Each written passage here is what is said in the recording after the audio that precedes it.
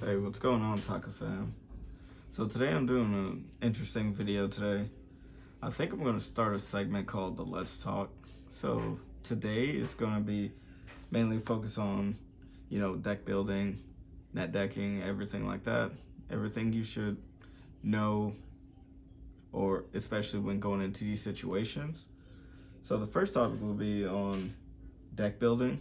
Sorry, this might be a little bit longer of a video, so hopefully I can keep you guys' attention. But like I said, deck building. So there's three types of deck building for certain events. It's either locals, regionals, or YCSs. So depending on how you build your deck, you should be building for the event. You hear that a lot. So if you're at locals, you know what your friends playing and stuff like that. You know how to build your deck, which to me sometimes that's like kind of like good and bad, because your locals could just be a casual local. So in my opinion, you don't really get too much like testing out of like playing at locals unless your locals is very competitive. For regional, so regionals, here's the problem with that. Whenever you're deck building for regionals, you're gonna see a bunch of other decks. So if your deck can't really, I don't know how you say, play maybe a lot of engine cards or maybe a lot of non-engine cards, then you're probably not going to do as well. Like me personally, I play this. This deck does have its issues with playing a lot of non-engine cards and stuff like that, because in my honest opinion, about maybe like, this is like maybe 25 cards or something like that, which I think is required. Like, this is personal, you could play two, but based on the kind of meta that we're in now with Kashtira, when they banish a lot of stuff, I like three. Plus, it's up to personal preference. I still like playing three. This comes in and out. I like that. This, and these. Like, to me, this like the basic engine and requirements. And because this format, you're not really playing a lot of bestials, I think at minimum you should be playing these. You can get away with not playing this, but I like this because you don't want to always send Cartesia off. So that's like one of the main things. So if I'm going to a regional, I'll be thinking about how can I adjust my deck to be able to play and do well in 9 rounds. So a big thing I have an issue sometimes is like, yeah, I like competitive cards and I like casual cards. But if your deck can't really afford, like Branded can't really afford to like squeeze in, like, I don't know, maybe like a bunch of going second cards like Ashes, Ogres, stuff like that, hand traps, board breakers and stuff, all in the main deck, because that's what the meta is asking for. Maybe you either not take that deck to an event, or you just got to make some decisions on what you want to play and what you don't want to play. And like, that's just being honest. Like, this is not really required, but at least right now in this format, since Dragoon is good right now, this is, to me, required. These are required, obviously. These are required. To me, 3 of these is required as well. It's just extenders. I think these pretty much all required. So pretty much this is the whole core of the deck, in my opinion. Like, for me, I was playing a locals deck. So over the weekend, I was playing the dog engine, because obviously they go, one is lore. I like the lore, but it's because all those cards synergize with the branded cards themselves, because you don't always have to use this to tag into Despias from your extra deck. This gives you another option to tag during your opponent's turn into one of these until like another interruption, in my opinion. And this also gives you another thing to do when you get barriered, because Ash is not the only problem this deck has. Like, games 1, 2, and 3, you're always gonna have a problem with Ash. But more importantly, the most important games are 2 and 3. So you want to be able to still be able to play. And then if you take that and think about it in like the grand scheme, whenever you take this to an event or something like that, your deck has to be able to do well in long event environments. So that means you can't have that many bricks in your deck. You got to understand like the interactions with certain cards in your deck, especially if you're playing text. You got to understand the meta and what's going on. So I probably would, as far as goes, maybe take even this engine to a regional, because it don't seem that bad and it still synergizes and it still gives you cards to play. But the only problem I'm having is this card right here can be a brick. I did draw this card a lot during the weekend, but I mean, this can grab from the graveyard, but when you're in top deck mode, you don't want to be seeing cards like this if you can help it, so you just gotta take it when you can. High risk, high reward, I guess.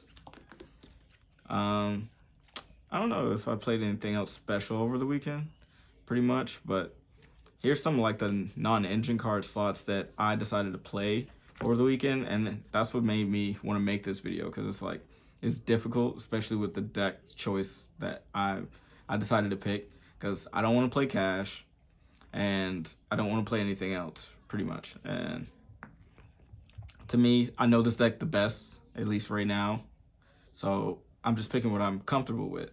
So I know I'm going to have that problem of sticking in non-interest slots, but these are some of the options I had. Like, I played these over the weekend as well, these over the weekend. I think I played like two of these, and two of these in like the main deck. And then I probably like sided a third one of these and this just for when I'm going second. I only played 2 and 2 because if I do win the roll, I don't want to draw too many of these. But that's what you got to think about whenever you're deck building and stuff like that. I know it sounds weird, but having like less of these in a main deck, like overall, it's like, okay, 2 still gives you a decent amount of chance to open it, like if you don't win the roll. And if you win the roll, and these cards are mainly good, like probably going second or something, like if you have a lot of discard cards, which this deck does, sometimes there's arguments to get rid of these or not, because you never know, because a lot of people could be playing evenly. So if you keep a card like this in along with your board, that's more cards to get evenly for. It's like a risk. You just never know. But I think kind of based on the meta, like you need kind of cards like these, because I wanted to play these as well, but my biggest problem was the trend right now is everyone's playing around this if you're playing cash. So you're forced to play these. Well, you're not forced to, but it's better for you to play these. And I actually like these more. I actually like board breakers, in my opinion, more than hand traps. I think hand traps don't do anything. Yes, they stop you, but what does it matter if you can't play? I've always, lived by that one. But I don't know. It's kind of weird because, yes, I want to make sure I make the right decision where it's like, if I'm at locals, I'm okay with not maining this. It's whatever. It's locals. It might be fun. So it might be just okay to main the kaiju. But if you go to a regional, you don't know what these cash players are going to do. You don't know if they're going to put respect on you and be like, oh, man, he's not going to have it. Or I'm going to put him on just having it. And then you just happen to be side decking it because you're going to a regional. And it's like, man, it's bad that they're making the whole zone lock. So I'm going to go ahead and play the kaiju. But it's like, on the opposite end, they're thinking it's bad that you think I'm not going to go for it and just put you on it. Because think about it. At minimum, if you play 40 cards, that's 3 out of 40 cards in your deck. Yes, there's a high chance you're still drawing it, because luck is a big part of this game. But if you make that wrong decision when you're going into these events, you could suffer. Even if you did countless testing to, think you made the best options possible. So in my opinion, the best option would be like, oh, just stuff them all in. But guess what? If you're playing something like branded, you don't really have the room to just be like, all right, I'm just going to stuff all these in and just see if I get lucky, Another big thing I wanted to talk about too was side decking. All that kind of stuff's important. So whenever I'm looking at my deck, like with some of these cards, these were like some of the things I thought about playing in either main or side. Depending on your ratios and like once you get the core of your deck together, like some of your ratios, they have to make sense, especially with your siding patterns. You have to know against certain matchups what you're taking out, what you're putting in. So say I'm playing against cash and I have these in my main deck and we're in game 2. They say they lost game 1. They're more than likely going to go first. So these might be okay to keep in. But on the other hand, if they know, once again, depends on if they respect you as a player too, but They could mind game you and just still make you go, first anyway, even if they just lost and just decide, oh, I'm just going to blow them out, play the board breakers and stuff like that. But if they see that they're playing against Brandon, they're not going to risk doing that. Because even if, say, we lose game 2, they know more than likely because of the trend right now, they're probably going to catch a puppet. Not even going to lie. They're probably going to get puppet locked. And then that's the game right there. So that's why whenever I go to these events, I like to try to build my deck to be super strong, at least for game 1 situations. Because to me, yes, games 2 and 3 are the most important, but in my eyes, depending on the meta, I think game 1s are the most important part of the game. The reason why is because deck building comes into play. Your siding patterns, they come into play as well. How well you're prepared for the event. And if you have a strong enough main deck, especially if you go against a bad matchup, and you somehow, through all testing, choices, deck choices and all that you make, you can still just win game 1. And then, okay, cool. We're going to game 2. He's probably going to go first. You just got to make that decision. Maybe they might still make you go first, but guess what? You won game 1, so it doesn't even matter. So even if you made the incorrect decision to either side for first or second, because it's up in the air, you don't actually know.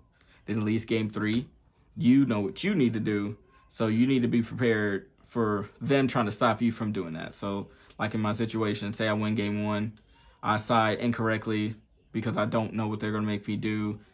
I somehow lose that one. Game 3, most to all of them know this is coming. So they're going to try to stop you from doing this.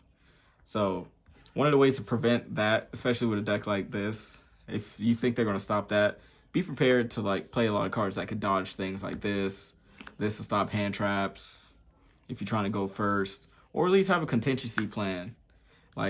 Playing this, cards like this, which are only good in the mirror mainly, but styles like this where it's this is what you want to end on. This is your game plan. You got to play cards like these that are in my opinion, good first and second. But the problem is, yes, they're good going first and second, but they also play into cards evenly. So you got to be prepared for that. And that's if they can't stop you, then the evenly is going to be dead anyway. Because draw phase, you're going to ask them for their priorities. They have nothing. You're going to give this to them, and you're not going to have to worry about evenly. At least in my opinion, I don't think you will. Okay. Let's see. So this is, I also think another important thing about this game, having good testing partners. So if you have good testing partners, then you're going to have good results, at least in my opinion. Because if you play and keep yourself surrounded by good players, or if y'all all are trying to grow, it's okay to make misplays. That's where you want to get it out. Get all the misplays out. One thing I like to tell people, yes, you're testing, but don't try to be that guy and be like, oh, no, don't take this back, don't take this back, because you're not learning anything. Make sure y'all talk about it, discuss it as you're playing. Be like, wait, I think this option might have been better. Go for this line for this reason. And then it'll start to get stuck in your head to play around certain things. Or because you might expect certain hand traps, or you might expect certain board breakers, but then you play around them wrong. It's hey, I'm your testing partner. This is the better way to do it. You want to play around this? Do it this way. Go this direction. So I think that's important too. All right, let's talk about net decking real quick. Not too much to say about net decking. Basically, take it with a grain of salt. Just because somebody did well with a certain build with specific card choices doesn't mean it'll work out exactly like that for you, because you don't know the story of the whole day. Because say they play a bunch of bricks in the deck, but you wouldn't have known that because they was just drawing crazy all day. That's a big factor. What if they was winning all their dice rolls? What if all their opponents were playing bad because they didn't understand something? There's a lot of things that contribute to the problem with net decking. So like I say, if you do net deck, you can take bits and pieces from something, be like, oh, I like this, or oh, I don't like this. You just got to think about it. See what you're trying to do, understand why they might have chosen that, and then like you could just take from it whatever you need instead of going copy paste, because it doesn't always work unless you're playing something like tier, like last format. Like you can net deck a tier deck from last format, because that was just a lotto deck anyway. That deck was so consistent, it didn't really matter. If they milled bad on your turn, they were going to mill good on their turn, and vice versa. So that didn't really matter.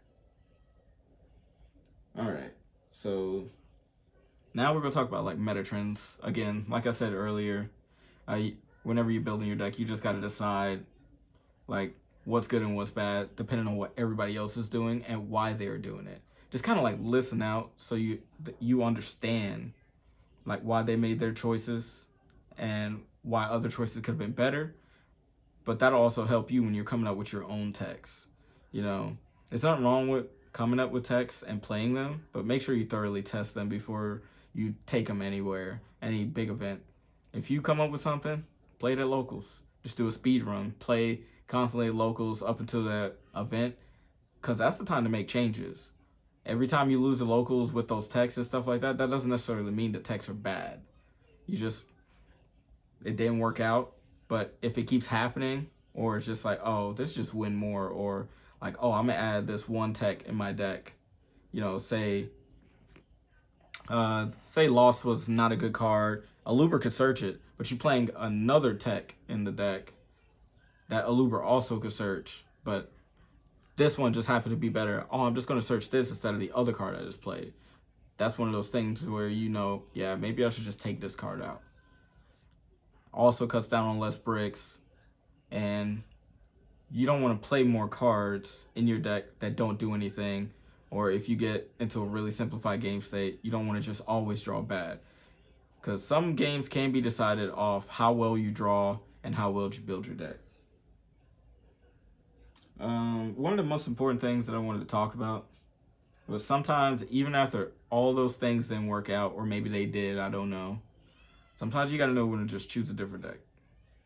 Me, I know I'm probably at the end right now with this deck, because right now this deck is so popular to a lot of people. Ash Blossom is just going to be in everybody's main deck. When Ash Blossom's not in everybody's main deck, this deck just goes crazy. Like, because Fusion Resolve is pretty much almost an FTK in my opinion. But because everybody's maining it, now you got to play the lotto. Do they have it or do they not? Then that forces you to either main deck call by, main deck crossouts. Even like me over the weekend, I was just testing it out. And in the last case tournament, I tested it as well, playing Salesman. Just because my deck already struggles with Ash. I'd rather just not play Ash in my main deck, and it forced me to not play crossout. So I'd rather just play Salesman because it serves the same purpose.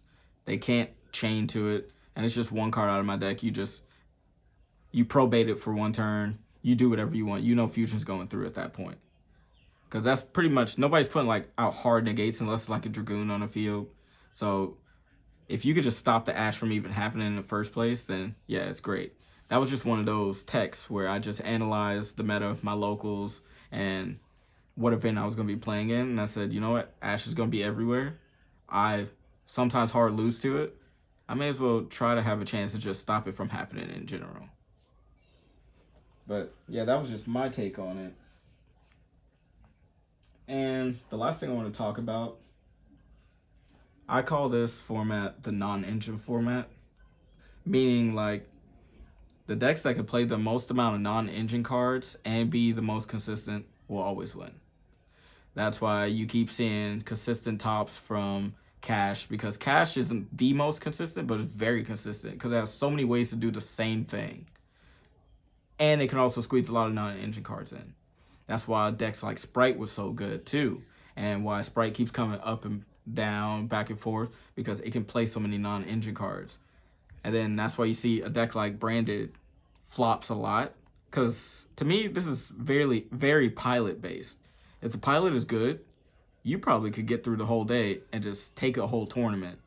But that might not always be enough, because you can know the deck well like I do, and then still just have that matchup where it's like, man, oh my God, they play so many hand traps, and I can only play through so many. And guess what? They still have their engine to play, so you still get cooked, you know? But I wouldn't say not to give up on your deck, but you just got to know when your deck's just not good right now or not good anymore. Because I'm one of the guys that everybody knew for years. I played Invoked for 5 years, literally, from time it first came out, even when it wasn't good technically, all the way up until it's the end of its lifespan, which was recently. When that format where Servant and everything got hit to 2 and all that fun stuff. The deck just got power crept. It just wasn't good enough anymore. And then I wanted to play it again at some point, just thinking about it. And then I hear all these new cash tier cards get announced. I'm like, oh no, a Rise Heart just craps all over this engine. So I just can't even play that deck anymore because it just doesn't function. One Rise Heart just cooks the Invoked engine by itself. You summon Alistair, you get your invocation. You try to invocate, you lose your invocation, and you lose your Alistair, and your engine's done. And then they just go, Rise Heart, banish your fusion monster, and you're just done. So I had to learn that the hard way. But sorry to kind of ramble, but it was just some stuff that I was thinking about because I was having a hard time really like building my deck today. I was going to go to locals, but I decided not to, just hanging out with my family today and just kind of wanted to really like analyze what everybody's doing, how I could be playing better, what I could be doing better with my deck. But if you guys have any suggestions, if you guys agree or disagree, you can let me know. Let me know in the comment section if y'all like this type of content. I know I've just been spamming you guys with Despia and all that lately, but hopefully you guys enjoy it. Leave a like, comment, subscribe. All right, peace, Taco fam.